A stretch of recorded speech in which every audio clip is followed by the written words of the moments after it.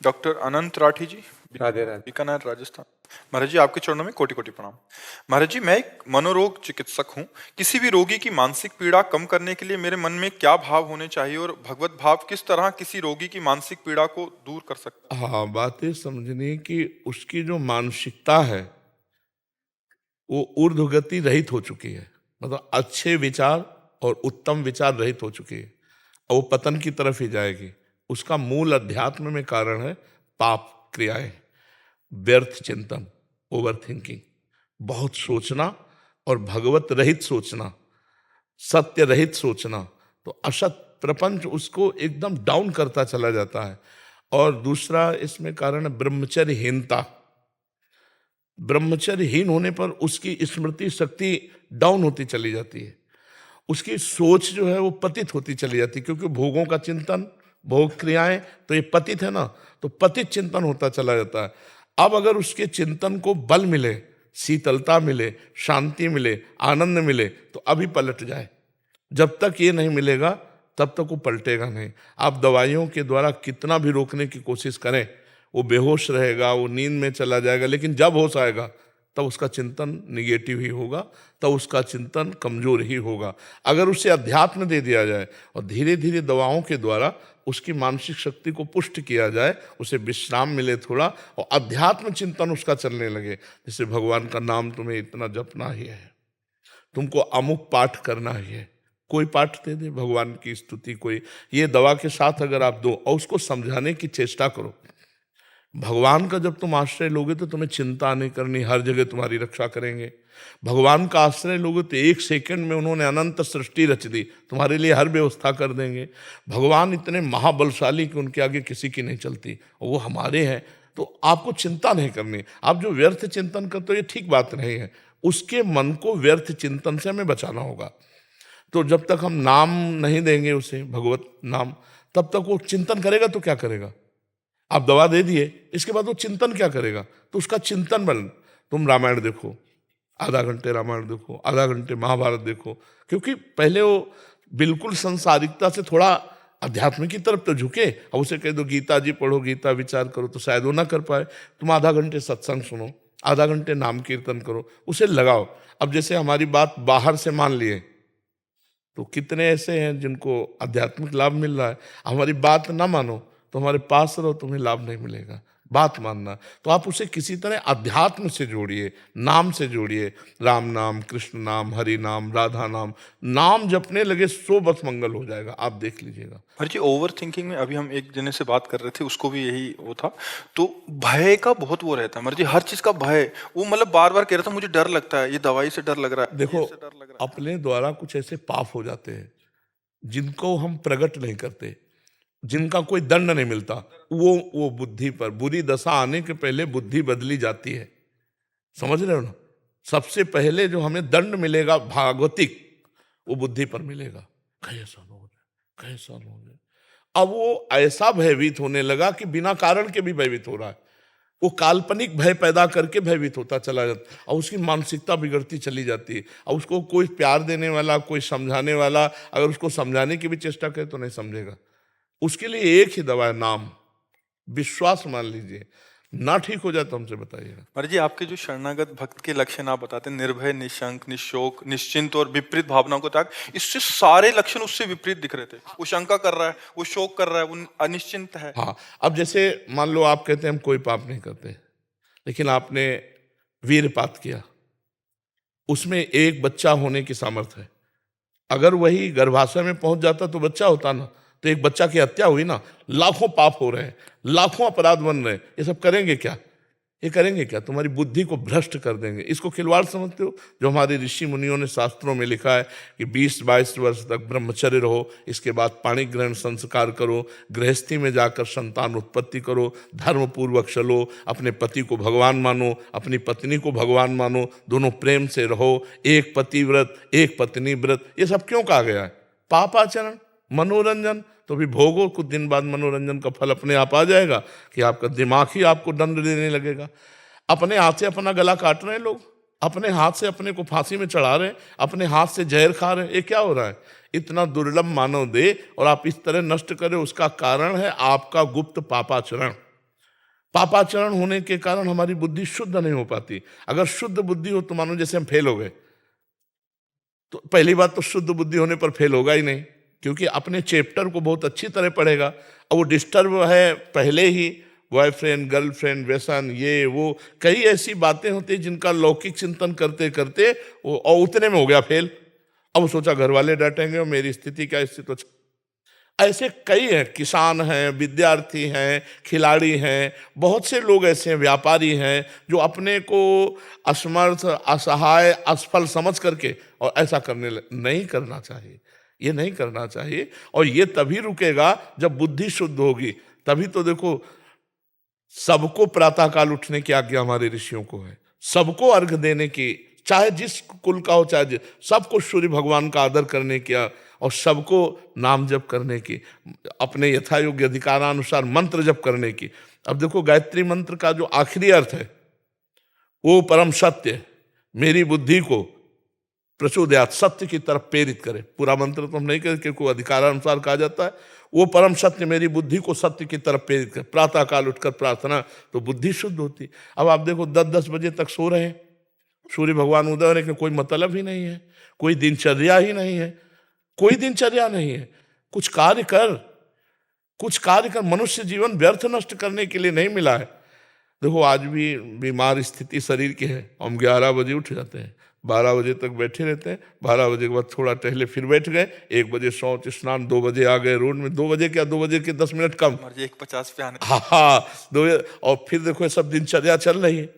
अरे मनुष्य जीवन मिला है, खूब डट के मेहनत करो जिस डिपार्टमेंट में हो। मतलब बाबा जी हो तो डट के भजन करो, तपस्या करो, कष्ट सहो, जगत मंगल करो, जो जहां है डट के करे तो मनुष्य जीवन की सार्थकता है। खाली बैठे हो मन तुम्हारा शैतान वो मार देगा। तो जो डिप्रेशन में उनको कोई कार्य बताओ, उनके अनुसार, उनकी सामर्थ्य के अनुसार कोई भी कार्य कर ले, मतलब उसके अनुसार थोड़ा सा कार्यरत होना जरूरी है। बेकार आदमी डिप्रेशन में नहीं जाएगा और क्या जाएगा। और नाम जप करें और उसको बौद्धिक स्तर से पुष्ट करो। थोड़ी देर उसको आध्यात्मिक बातें बताओ, थोड़ी देर उससे बातचीत करके समझो कि इसकी दशा कहाँ डाउन हुई है, किस जगह है, ये डिप्रेशन का इसका कारण क्या है। तो विचार शक्ति ही हमको महान बनाती है, विचार शक्ति हमको नीच बनाती है। हमारे अच्छे विचार होने के लिए विवेक की जरूरत है। विवेक मिलता है सत्संग में, बाजार में नहीं मिलता है। बिन सत्संग विवेक न होई और राम कृपा बिनु सुलभ न सोई। तो भगवान की कृपा से आप खुद इतने बलवान बनो कि आप संकल्प करो, नाम जप करो, हमारी बात मानो और उसको संकल्प करो सामने आए हुए मरीज के कि मैं अपना नाम जप इसको देता हूं। और उससे कहो नाम जप करो, तो तुम्हारा जो नाम जप, मान लो 1000 नाम जप दिया तो वो दान करने का तुम्हें 10,000 नाम का फल मिलेगा। समझ रहे हो, मैं अपना 1000 नाम कैसे दे? तो 1000 दिए तो पलट कर 10,000 आपका फायदा जो होगा ना, वो 10,000 नाम का फायदा हो और उस जीव का उत्थान होने लगेगा। तो आप भी नाम जप कीजिए और उसके विचारों को पढ़िए और उसको आध्यात्मिक में धीरे से लाइए और भगवान का बल उसे दीजिए, तभी पुष्ट होता है, नहीं तो फिर परेशान हो जाएगा। एक समस्या है, हजारों समस्या है। शरीर स्वस्थ है, खाने पीने को सब है, बेटी ब्याह के योग्य है, पैसा नहीं है, बेटी का ब्याह करने के लिए वो आया ना तो लड़का वाला ऐसा रईसी दिखाएगा, मुझे कारें चाहिए। अरे चाहिए कि तुम अपनी बेटी दे रहे हो, बस हमारे लिए पर्याप्त है। कितनी समस्याएं ऐसे गृहस्थों के पास, ऐसे लोग, सब व्यवस्था हो गई है, अब बेटी का जहां ब्याह किया, खूब धन खर्चा किया, लड़का बेकार में निकला। कितनी समस्या है, संसार समस्याओं का पुंज है। यदि भगवान का भजन नहीं करोगे तो बहुत जीवन बेकार है, बहुत जीवन बेकार है। इसलिए सबको चाहिए थोड़ी थोड़ी देर। अभी एक रास्ते में देखा था, जब हम अपने लोग आ रहे थे तो रोक के बात किए थे, कह रहे थे 5 मिनट 1 घंटे में और 24 घंटे में 24 मिनट। सिर्फ इतना मैं अभी कुछ दिन हुआ शुरू किए, मुझे बहुत आनंद है महाराज जी, मेरा जीवन बदल गया। ऐसा वो रोक के कह रहे, हाँ रोक के कह रहे। तो उसमें जो सुबह हम आते हैं ना, उसमें बात मान लो, अगर नाम जप शुरू कर, अच्छा नाम जप में पैसा नहीं लगता, आपको ये नहीं कह रहे कि नहा के नाम जप करो कि भाई 4 बजे आप स्नान करो, ऐसा भी। और आजकल स्नान में कौन सी बड़ी ऊंची बात है कि भाई गंगा जी यमुना जी नहाने जाना, अपने बाथरूम में बंद करो, स्नान कर लो, फिर आराम से बैठ करके भजन करो, जीवन सार्थक हो जाएगा। घंटा 2 घंटा अगर नहीं कर सकते तो 24 घंटे में 24 मिनट तो कर लो। और मांस मछली मत खाओ, शराब मत पियो, पराई माता बहनों की तरफ गंदी दृष्टि मत करो, फिर देखो जीवन कितना उज्जवल और आनंदमय होता है। तो जी ऐसा समझाओ भाई, समझाने से ही है। और बिना नाम जप के वो समझ भी नहीं पाएगा, नाम जप होना अनिवार्य है। नाम जप बहुत बड़ी अमृत शक्ति है, अमृत शक्ति है। सर गुरुवाणी में नाम जप और साधु सेवा दो की बहुत महिमा लिखी हुई है। जितने 10 गुरु हुए हैं सबके वाणी को पढ़ के देखा, केवल नाम जप की महिमा। अपने महापुरुषों को जितने देखो सब नाम नाम, कबीर जी, रामानंद स्वामी और जितने भी बड़े बड़े संत हुए सब नाम से हुए। देखो इस मन की एक चाल देखो, चुप हुए देखो चल पड़ा, लगाए हो सुनने में तो जहां चुप हुए तो अपनी चाल चल पड़ा। अब अगर आपकी चाल नीच कोटि के चिंतन के है तो नीचे चला जाएगा, उच्च कोटि के है तो उच्च। इसको फंसाना है। हम कार्यरत हैं तो मन लगा हुआ है, जहां कार्य से हटे तो राधा राधा राधा राधा राधा राधा फौरन लगाओ इसको। फिर कार्य में लग गए, फिर भूल गए, कोई बात नहीं, फिर याद आया, फिर राधा राधा राधा राधा। इसको देखो लगाओ तो आनंद आने लगेगा। नहीं, ये असत चिंतन करता, बहुत ये दुष्ट है। ये गंदी गंदी बातें पकड़ लेगा और अच्छी बातें पकड़ेगा नहीं। इसको अच्छी बातें जबरदस्ती पकड़ाना पड़ेगा, और अच्छी पकड़ लिया तो जीवन मुक्त हो जाएगा। इसको देखो, इसकी चाल देखो, जहां शांत हो वो चल पड़े अपनी चाल पर। कोई व्यक्ति लाएगा, कोई वस्तु लाएगा, कोई घटना लाएगा, कोई भोग लाएगा और उसी के चिंतन कराएगा, हमारे पावर को नष्ट करता जाएगा। जो हमें मनुष्य शरीर में पावर मिला है, चिंतन के द्वारा पावर बढ़ता है और चिंतन के द्वारा ही पावर नष्ट होता है। असत चिंतन के द्वारा पावर नष्ट होता है और सत चिंतन के द्वारा पावर बढ़ता है। तो पावर बढ़ाने वाला चिंतन कोई बिरला ही करता होगा, नहीं, पावर नष्ट करने वाला ही चिंतन होता है। कहीं किसी व्यक्ति से राग, कहीं किसी व्यक्ति से द्वेष, कहीं कोई घृणात्मक बात, कहीं कोई ऐसी, और वो सब दिमाग में भर रही है और दिमाग को कमजोर करती चली जा रही। आप जब शयन करते हैं, 6 घंटे सोते हैं, तो आप अपने को बलवान महसूस करते हैं, इंद्रियों को फ्रेश महसूस करते हैं। क्यों? क्योंकि 6 घंटे चिंतन रहित सो गए। 6 घंटे संसार का चिंतन नहीं हुआ, कोई चिंतन नहीं हुआ, इसलिए आपकी इंद्रियों में बल आया। यदि 6 घंटे आप भगवान के चिंतन में संसार को भूल जाए तो सोचो क्या स्थिति होगी। ना सत ना असत, कोई चिंतन नहीं हुआ नींद में, तब आपको लगा हाँ आज मैं बहुत आराम से सोया, और एक मतलब फ्रेश अनुभव होता है, क्योंकि चिंतन छूटा।